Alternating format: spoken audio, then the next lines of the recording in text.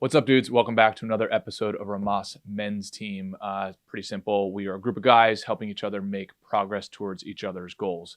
If you're new to the channel, awesome and welcome. If you want to help support the channel and join our pro team, head over to rhomasteam.com/pro, where you can contribute to us on a donation basis. We also give you access to exclusive content, mastermind groups, etc., etc. So anyway, hope you enjoy this episode, and we'll see you on the team.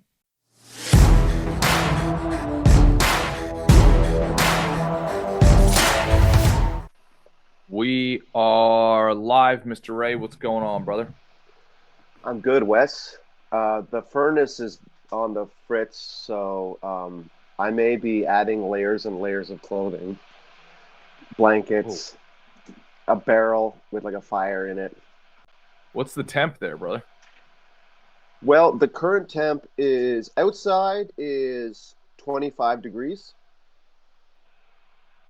and which is no joke. And then this is a basement unit, so I don't know if that helps or doesn't help, but I'd say doesn't. Yeah. Strong likelihood. Dude, we need to get you a space heater there, man. Do you have a space heater? We had a bunch, but there's tenants upstairs, so we gave them the space heaters.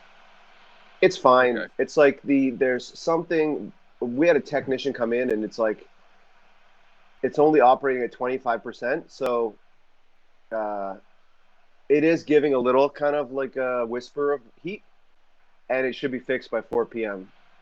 And so our ancestors would call this would still call this living like a pharaoh, you know? Yeah. Oh, yeah. No, that's yeah. I mean, I'm sorry to hear that, but I dig your perspective on it. Mm-hmm. So what's going on? What's going on with the updates, brother? You got a financial update, from my understanding. Yeah, I just loved Phil's kind of challenge to me to get this done in 10%. Now I'm gonna have to switch headphones because the cold down here is like drastically reducing my battery. That's crazy. 25 degrees sounds terrible to me. Oh no, it's fine, man. Come on, I can, yeah, and it's totally fine, dude. It's you're soft, man. You're like you're like a Palm Springs retiree. You don't know what it's like. I know, man. Yeah. 64 and sunny here today. Sorry, 64. Gosh, that must be sweater weather for you, dude. It is, dude. That's why I got it on, man. Yeah, I see it. Do you want me to send you some earmuffs, like the big fuzzy, the big like furry ones? I bruise like a peach, man. It's cold over here. And that kind of fur muff for your hands, where both hands go in, kind of like a Russian princess. Anywho, So I love the conversation we had about that, and the one you and I had, which is focus on making money, not just trying to like reduce your coffee budget over the next year. Focus all your energy on making money. And then Phil's challenge, which is like, why count the amount of months you want to get debt free, and like, why not count it in days? Or in other words, why not attack it with 10 times the speed and enthusiasm? And so that's what I did.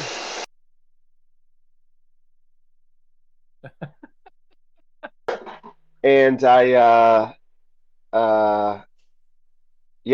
and so of the $2,000 credit card debt, I was able to like pay down $1,100, I think. Oh, sweet. Since our conversation on Monday.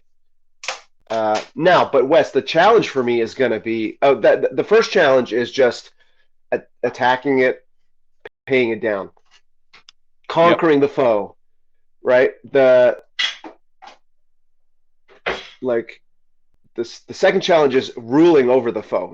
You know what I mean? Like, 100%. Like, and so I wonder, it should. I don't know if it should be just a race to get down to zero on the credit card balance, because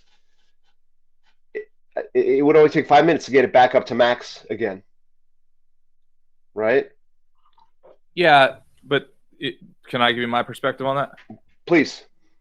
Yeah, I mean, but like, it's kind of like one of those things where it's like, where people, are like, well, I don't want to make too much money because then I'll become a jerk. It's like, well, let's make money first, Well, and no, then no, we'll what? see. Yeah, I've never had that problem, but I've always been a jerk. But I mean, just to clarify, I wonder if the challenge for me should be get it down to zero and keep it at zero through the end of the month, or something like that. Do you understand? Like, Yeah.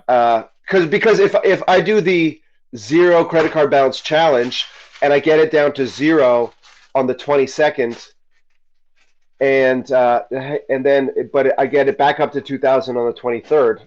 I mean, what's the merit? Oh, without a doubt, and I totally agree with that. I think the reason I'm zeroing in on it to a certain degree is because I think a lot of people don't reach their goals. Well, sometimes people don't reach their goals because they're anticipating the second chess move, and they're like, well, so therefore, and the second chess move is going to be a problem. So who cares about the first chess move? It's like, well, let's care about the first chess move first, and then we can move on. So, Wes, should I wait until it's paid down in full to have the conversation with you? Should I not distract myself from the challenge of getting it down to zero? Yeah, yeah. I mean, Is it's there like merit in that? yeah, the classic example we use, right, is like, well, I don't want to get too bulky by going to the gym. It's like, well, you're about 4 years away from that. So how about we do that first before we create more obstacles that prevent us from getting done this thing on first order? Yeah, I think I am getting ahead of myself. I'm at or yeah I'm all or like there is almost a kind of a level of pessimism in here Right. where Yep. I just know that once I pay it down, I'm going to run it up again. Yes. Yeah, absolutely. I mean, I think breaking things down into their smaller components, right, makes a lot of sense, and then just attacking it. I definitely like that Phil pushed on you to a certain degree and maybe had a paradigm shift of like, dude, this is nothing. Just get it over with. Now, to some like it, even if it's not nothing, and somebody brings that mentality to the table, for some reason, sometimes it just clicks. Like, oh yeah, fine, it's nothing. Like, how are you gonna get it done? And then you get it done way faster, which is kind of an interesting, mental model to think about. In this case, I think it's just the power of the team. It's you know someone on the team making it a competitive situation, Yep. challenging me to try and beat them or beat my own limits that I've self-imposed, and yeah, and so I think that's the mental model at play here. Publicly calling me out, and my pride like preventing me from withering away and just taking on Yeah. the challenge. Yeah, I think the crazy part about it is, even if you have a conversation and it all makes sense, I think oftentimes, right, when I say, hey, do you have any idea how much money's actually out there? Or you have no clue how fit you can actually get? Intellectually, we can understand that. But when you grasp that emotionally, it's like, oh, I can have a crazy tight six pack. Do you know what I mean? Like it's the only way you actually fully emotionally engage with that is if you go deep into the path of progress with that particular thing. Do you know what I mean? And then you look back, so it's like almost the way you can actually really grasp it is only in hindsight. Like, oh, I actually can make that amount of money. Oh, I actually can produce that amount of whatever body composition for myself. Kaizen, what's your take? I And would welcome back, brother. I would completely agree. Um, I would say, like, in line with that, whatever your goal is, whatever it is that you like actually want, um, just be super obsessed about that and just be thinking about it all the time. And you're going to get it done if you just do literally just that. Like, if you focus on All right, in this example, the credit card debt. If you're just like, all right, my goal is to have zero credit card debt. He's already doing it, right? If you're just consistently doing that, and then after a while, if you're consistently doing it enough, it's just who you are. It becomes who you are. There's going to be that like weird period where you're getting used to it, but then once you get it, you're like, okay, this is who I am now. Yep. Yeah, dude, that came up in an AA meeting yesterday where the like when you go from someone who's drunk all the time, or like not all, but like is a drinker, to a sober person, from like an unhealthy party animal to a healthy person. There is this strange middle earth where you have neither identity yet, right? You've left the old world of the drinking and drugging and being a party animal, and you haven't yet reached that healthy identity, that healthy the sense of self. Like, you already are getting healthier, you already are on the path of progress, but you're right. I still feel like I can't handle a credit card. You know what I mean? Even though I am like affirmatively, like with both feet already in my handling it era, right? Oh Yeah, yeah. it's just that Yeah. until you get used to it, it's going to feel weird. And then after a while, you'll reflect back, like when we're doing the journaling and things like that. You're like, oh, I've actually been doing this for like 2 months now. And it's not like I'm not imposter syndrome.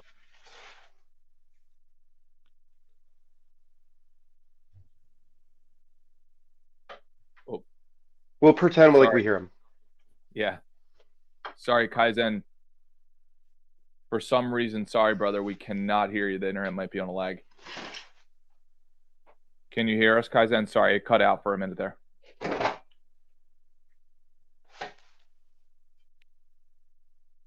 Oh, he's Yeah, on mute. so I think what he's saying is really resonating with me, where it's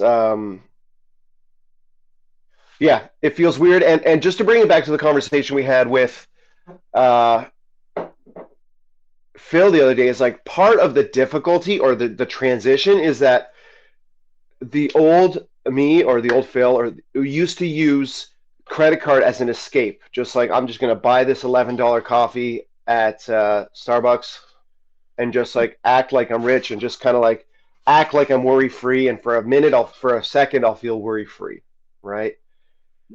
And then the new identity is, I'm going to be careful about how I spend my money, and that isn't really an escape, right? Being careful and strict and financially disciplined is a like living in the present, being like hyper tuned to reality, and like measuring something before you take an action. And it's two totally different parts of the brain. Would you agree, Wes? Yeah. Yeah, without a doubt. I mean, I think really adopting something as an identity. Actually, and Kaizen, let me know whenever you want to come back on, brother. I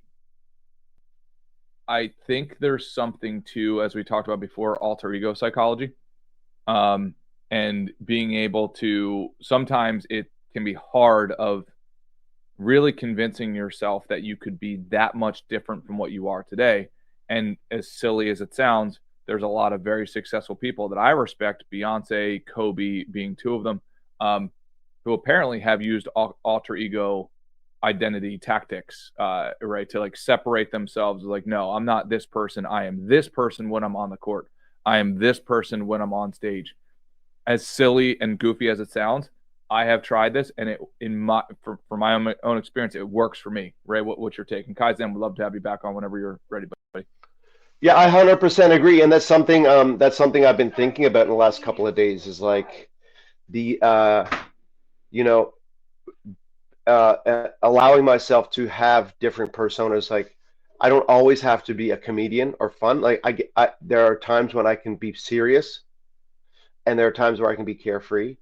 And when it comes to spending money, I think I'm going to I have decided that I'm going to be more kind of careful. I'm Mm. going to have that careful persona rather than let it rain, make it rain, swipe the card, you only live once kind of attitude. Yeah. That's the kind of persona I'm working with. And yeah, that's something that can help me in this transition. This trip, as I'm transitioning. So Ray, what does that look like? What does the whatever you want to call it, right? Like the Warren Buffett identity of Ray look like? What does he? Well, I think it's just like I said, it's not just like automatically going for that escape of spending, right? It's like going through a whole day without spending a dime. It is thinking really hard. You know what's really working for me, Wes? Actually, it's like, what's more important to me? Like getting this $11 coffee or beating Phil in the credit card challenge. That's what it is. And this is something we've done over and over again, right? Where we have a competition and you make the stakes insanely high, right? Like if you lose more weight than me in the next 30 days, I'll give you $5,000 or whatever it is. And so there's a micro version of that at play here where like I was even like, so I in order to save money, I left my car. I mean, this doesn't sound like I'm saving money, but I left my Mercedes at the country club and took public transportation and walking all day yesterday. And my bank card for a debit transaction couldn't get me a day pass for the bus, for public transit. And I really thought long and hard, should I put the bus ticket on my credit card? Because, I automatically have to think, like, is what I'm about to spend worth losing to Phil? Yeah, I love right? it. I love it. Yeah. And that's my dilemma of like my goal, because I don't want to get it down to zero. I want to get it down to zero and keep it at zero. Right? That like in terms of I know you're saying like don't start reading chapter 2 yet. Like get it down to zero first. But that was kind of the dilemma, right? Because I already had this sense that, oh, the $2,000 obligation is down to $900. I can just tap the card and get a bus ticket. But no, it's like I still have that, sword of Damocles, I think is the mythological kind of metaphor. The sword of Phil hanging over my head. Right? Yeah. Well, right. To that point, right? Like, as we've talked about before, I think it's about a lot of action is about reaction to a stimulus, right? And collapsing, at least what I call, right, like the limbic system feedback loop. You need a limbic bridge, oftentimes, to act, right? To prove this point, very few people, if any, would eat a cookie if there was literally a gun next to their head, or if hey Ray, if you eat this cookie, you will get type 2 diabetes literally simultaneously.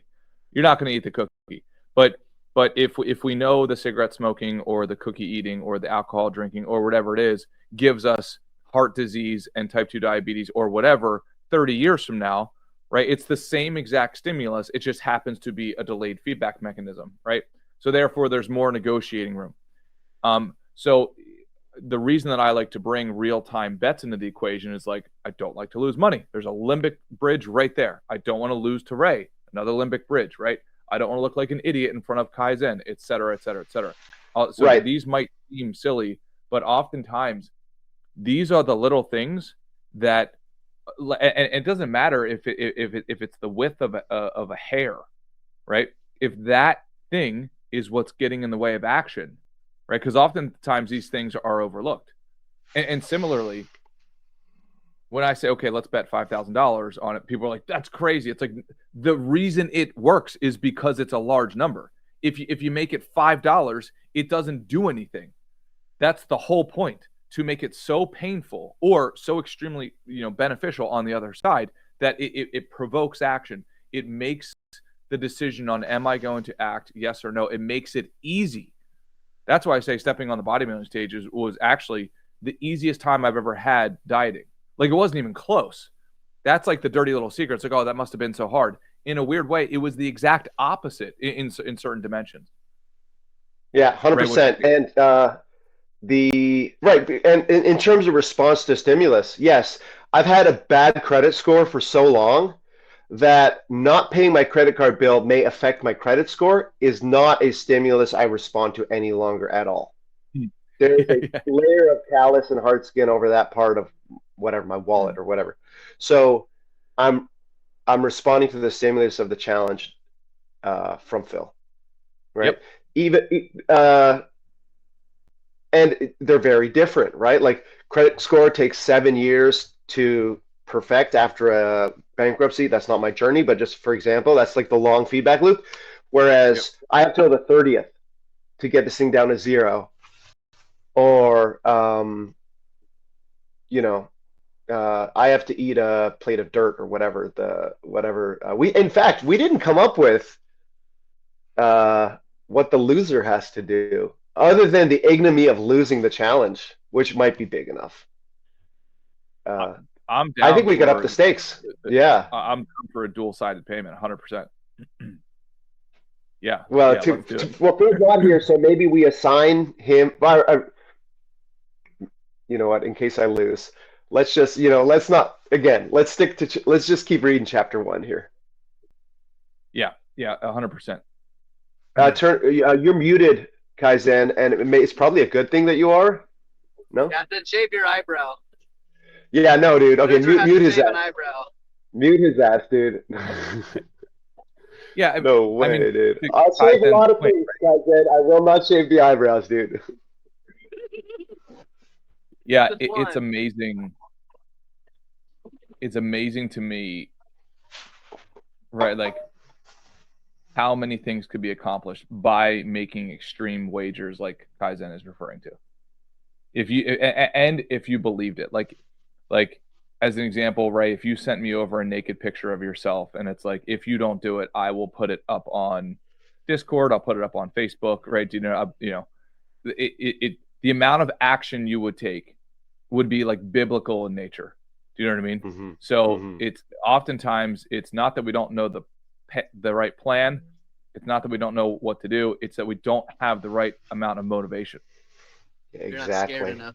You need to remember. Yep. I think the biggest thing is that people forget that they're gonna die, and we think that we have all this time. That I'll get to this, or I'll have time to go and do. No, you fucking won't. Like you're gonna fucking die soon, like a lot faster than you think. So there's a lot more that you can get done in the time that you have. I'm working literally 2 full-time jobs. I'm working as a plumber during the day, and last night I'm a DJ at a club. So I have very little time to not do stuff. I didn't think that I could do this, but it's the more that I'm doing it, the more I'm like, okay, I actually have a lot more time. I could do a lot more Yep. things in the time that I have than I originally thought. And it's all just, oh, I'm gonna die. I don't have time to fuck around. I need to cut out all this bullshit, little stuff that I'm wasting Yep. my time on, the dumb behaviors that I'm doing. I'm wasting money here and here, and just every day making 1% adjustment to try to be a little bit Hey, better. Thomas. And then after X amount of time, you look back and you're like, oh shit, I actually made a lot of growth during that time. Hey dudes, sorry for the interruption here. Just wanted to let you know, if you want to join our pro team, go to romasteam.com/pro. You can help support the channel. You will also get access to exclusive content, masterminds, one-on-one sessions, etc. All right, back to the episode. Got some updates on what you've been doing. DJ, plumber by day, DJ by night. Give us some updates, bro. I'm a little jealous of the pictures you've been sending on Discord, dude. I got a couple minutes before I go to this first one, but so literally September, I looked at my order. I bought my DJ controller in September. I had done a little bit before, but realistically, like not really a lot. I'm getting paid gigs now. I've just been doing nothing, but if I'm not working, I'm focused on practicing that and playing, learning it. I'm getting my son involved, teaching him, playing music, making more songs. And then I've just been marketing hardcore, reaching out to people, networking a lot. Everybody that I talk to, I'm just putting my name out there. And I started getting gigs. And from there, I talked to a club. I got hired full time. So I do that at night on certain nights. And then during the day, I've been plumbing. Like today, I was up till 3 a.m. last night in the club, sober, And then I came into work today. My boss bought us breakfast, and he gave me a talk about how good I've been doing and how happy Wow. they are to have me here. So Fantastic. it's not like if you guys talked to me like earlier this year, I had a lot of shit going on where I kind of had to figure some stuff out and kind of struggled and scrambled. And just by staying on the Rhomas, like making sure I'm drinking my water, making sure I'm getting my veggies, making sure I'm exercising, journaling, I'm doing all these little things. All the other stuff that kind of came and hit, it was just kind of like whatever. Like as long as I kept true to those core tenets and then just reminded myself that I have a light in me that all that I can do is try to put that out there and put love out there as much as I can and focus on that. And then good stuff will just happen if I just act from that as my base. And it's worked like a lot. It's crazy. I love it. There's so much to unpack there, Kaizen. And if you don't mind, I'd like to take a brief stab at it. So number one, yeah, thanks for the scorecard shout out, the Rhomas scorecard shout out. Like, and that, to your point, right, is the foundation. It's kind of like, yeah, if you're not getting the proper sleep, hydration, nutrition, right, like journaling, et cetera, to the mindset, right, very hard to go out there and be an athlete. But if you have the proper foundation, then in my opinion, it's actually easy to go out there and do a lot of other things. Like imagine LeBron James spends a lot of time on his foundation. You take LeBron James out of basketball, and I bet he'd be a damn good football player or a damn good volleyball player or whatever, right? Because he's got the proper foundation. But then Kaizen, to your other point, right? Like if you want something done, give it to a busy person. Again, almost to the message we had earlier. You have no idea how much you can accomplish until you're actually fully in the game and you kind of look back, you're like, oh shit. Like I have an entire full-time job out of other than my full-time job. I would have, maybe the prior version of me would have never thought that would have been possible. But then you add the third leg of the stool, Kaizen, which I think is phenomenal, which is the vibe. And honestly, seriously, bro, like you made me understand that, right? Like, how do you add the vibration, like the positive vibration on top of it? And I'm serious, bro. Like on occasion, in fact, I thought of you 2 weeks ago during Thanksgiving.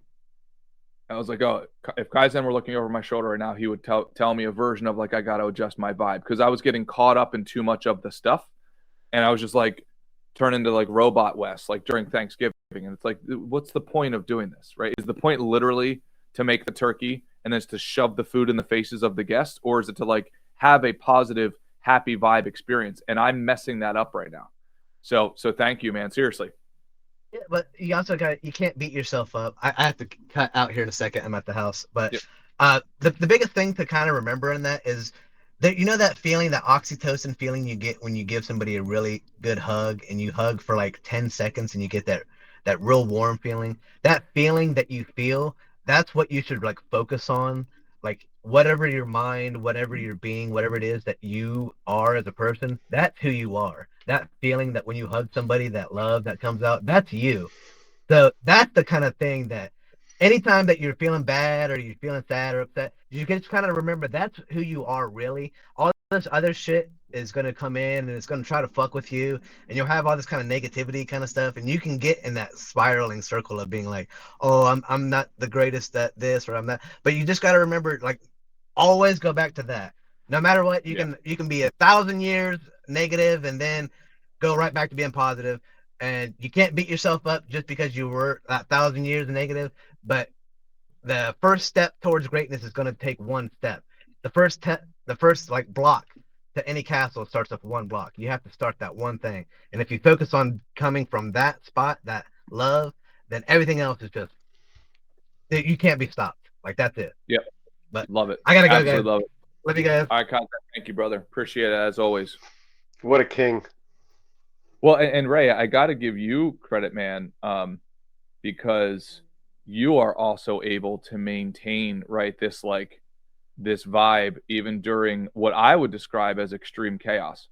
Now either you're not intelligent enough to know that it's extreme chaos, or which I know that's not the case, right? But I know that's not the case, and it's you have this standard way of being that's independent of what's going on around you, and you've done a phenomenal job. I hate even saying that's a gift, because that would discount the level of work and effort you've put in. It's a practice. To me, yeah. Yeah, dude. But thank you for acknowledging the wins, man. I was at an AA meeting, maybe Monday, and I had brought someone who's still struggling with alcohol and like is going to lose his marriage and his job and all that. And he gets a couple of days or maybe a couple of weeks sober, and then he relapses again. He was sitting next to me. Next, other side of me is a guy with a similar story who calls me every single day. Back row was a young lady who's got 2 weeks sober and thanks to me, and then another guy who's got 2 months now because of me. And it was a really nice feeling. It was like, holy shit, I'm a difference maker in people's lives, you know? And because you and I, we put out a lot of good, you know, through this group, through this message individually, the volume of messages, calls, and support we give to the brothers that is like not public, you know, and the way we try to live this code in all our affairs. Yeah, like we are difference makers. You certainly, Wes. Like I feel like it's redundant to say it, but you are absolutely a difference maker. You know, I think your challenge is to like is almost to make a difference to include yourself or your future self in those you want to help, right? Because you're so like you're on such a mission to elevate your family and your community and whatnot. Thank But you, brother. yeah, dude, it feels good to, but doesn't it feel good to be a difference maker, you know? And just to riff off what Kaizen said, and that guy's energy is like so infectious, man. But like he alluded to earlier this year, he was going through some stuff, and I can only imagine one word like drama, right? Yeah. There's a whole lot of drama, and like you said about the Thanksgiving, it's like, is your mission here to like get involved in all the drama, or is your mission here to curate an amazing Thanksgiving experience for everyone, right? Yep. And so part of the code is detaching from that drama. Not if mom comes in and says that it's got to be at 375 instead of 350, you don't like you know, you don't argue that point to unconditional victory or whatever, right? Or unconditional surrender or whatever, you know? You evaluate it next to, you know, like, is engaging in this little dispute going to advance my goal of creating a wonderful Thanksgiving experience, like a holistic, wonderful Thanksgiving experience? And so, yeah, I think part of my success story, and it's somewhat part of my holistic success story that I'm experiencing right now, is detaching from a lot of drama, you know, family, professional, interpersonal, intimate relationship, and just like just not getting activated by not getting activated. And that's where I bring it back to the credit card, right? When I see something on Amazon, or I go by a store, or my stomach pangs a little bit because I haven't eaten in like 30 minutes, you know, not to be activated by that, but to have mastery over that. And I think that, yeah, those are some of the things that come to mind. Thank you for the compliment, Wes. You deserve it as well. But navigating a chaotic situation like I am, like Kaizen did or currently is, and like you do, it involves like mastery, you know, mastery over the drama, mastery over ourselves, mastery over our impulses and our urges. The urge of hunger is useful. Like it indicates to us, you know, like let's not starve to death here. But does life come to a screeching halt because we have to eat right here, right now? No. Like having mastery over all that is a way that is part of the secret formula for me to be a difference maker, or to have enough room in my life to dedicate to being a difference maker to others, to create value in that way. Well, outstanding, super eloquent as always. Thank you, You dude. bring to light, in my opinion, perhaps a pattern of life that I'm just kind of crystallizing in my head now. You said, right, like hunger, right? Yeah, okay, it's a stimulus to signify, okay, you might die if you don't eat this thing. I would actually evolve that to most of the time we're not reacting to the biological stimulus. We are actually reacting to the expectation. So in a weird way, I would actually say we're not reacting to hunger.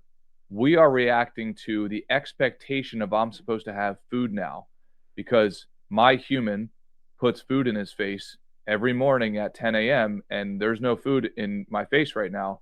So it's in a weird way, it's this facade, and how many other things do we have like that where our biological systems have been tricked and we've hijacked them to think that, oh, this is a real need when it's not. This is an expectation.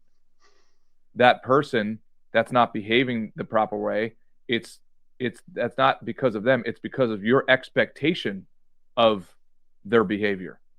It's not because the food's not in your face, it's because the expectation of the food being in your face.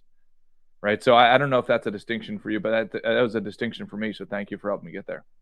Absolutely, dude. And that's why I'm loving this credit card, zeroing the credit card balance challenge, because the psychology at play there is the kind of skeleton key for so many different things to unlock so many different doors, right?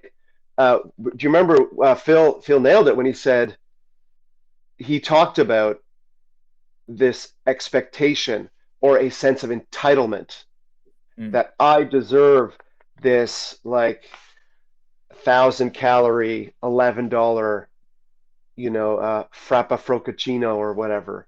mm. It's a sense of deserving it, a sense of entitlement, a sense of expectation, and those are that's the toxic, unhealthy expression of hunger or the response there too. Yeah, it's really fascinating to me. Um, I wonder So, if because it's what I'm some. saying is like it's a credit card, but it's also like what you were talking about hunger and like the expectation. I am allowed to halt my life because um, it's snack time, right? Right. That kind of distorted thinking. It's exactly the same thing with the credit card. I'm sure we could say, and I'm sure there's a kind of a mantra or a maxim we could distill out of that for working out, for pursuing a love interest, like everything is this kind of expectation, um, entitlement, demand, want, really, right? Yeah. I wonder if the mental model or mantra could be something along the lines of like exchange expectation for observation, something like that. Like turning it from like, oh, that's interesting that Ray does it that way. Um, rather than why does Ray not do it the way that I do it? Which really that's like the expectation, right? Why does he tie his shoes that way? It's supposed to be right. The little rabbit ears go the under on the under tunnel, not the over. Whatever, right? Like as crazy as that stuff sounds, my brain does that constantly, Oh, dude, and and yeah, the anyone pressure with to a it. roommate can relate to that, or anyone whose roommate is their mom can definitely relate to that. Where, and that's and also, but that is a gift that I get to learn. Uh, if we have that roommate or that coworker, that's a gift that we get to learn because we get to practice. Um, hmm, am I going to let this ruin my day? Am I gonna really tell this person how they should be cutting their orange, or uh, or can I go back to what is the holistic goal here, Mm. right? Yeah, yeah. I need to get back to that in many ways, without a doubt. Um, and then being right, like immersed in the severe gratitude that we all should be. The probability of being born in the United States, is 4%. I'm not sure what it is for Canada. It used to be good. How about that? Yeah. But if we are not grateful, it's probably just for lack of trying. You know what I mean? Wes, can I rotate the conversation just a little bit? I've worked out 10 of the last 12 days or something. Basically, I'm working out every day these days. And I love the feeling I get afterwards, which is this kind of weird gratitude and whatever was really making me whine and complain before the workout is completely like dissolved or vanished or evaporated, right? I didn't get to work out today because we got the furnace guy coming and I had to wait. Did you work out this morning or today? This morning. And not yet. Do you? Okay, so tell me about. Do you also feel this kind of distortion if you don't work out on your regular schedule that I'm talking about? Dude, I actually just talked to my girlfriend about this. So I either work out the morning, afternoon, or evening. I know that sounds silly, but like that's the way my brain thinks about it. Okay, if I didn't work out in the morning, then I'll work out in the afternoon. If I didn't work out in the afternoon, then I still have a chance to work out in the evening. If I don't, it's crazy to me how much my brain still forgets that if I don't work out, I turn into like negative Nancy like real quick, and it's just I'm not kidding, dude. So this happened 2 days ago. I hit a wall and I overreact. So 2 nights ago, I did an all-nighter, right? Just stayed up all night working. I got 45 minutes of sleep. And that was because I was and that's not a humble brag. I'm saying this is not a good pattern. That was because I was so disappointed in myself for not going harder, not going faster, not going bigger, that it's like, I don't deserve sleep. And the origin of that was from because I missed a couple of days of working out. So while I think that's a negative manifestation of the reaction, I think it's also a representation of how important it should be to all of us to like go out and get your demons out in the gym or whatever version of working out. Because I do believe like as men, we've got demons, man. And those things, you don't talk them out. You got to like just freak them, gas them out on a daily basis. You got to make them exhausted. So that's my take. 100%, dude. And I'm experiencing that in a micro way where, my patience basically is like drastically reduced, right? And I'm sure there is a way to live in more balance where if you don't work out for a day, there's some kind of other practice you can do to remind yourself that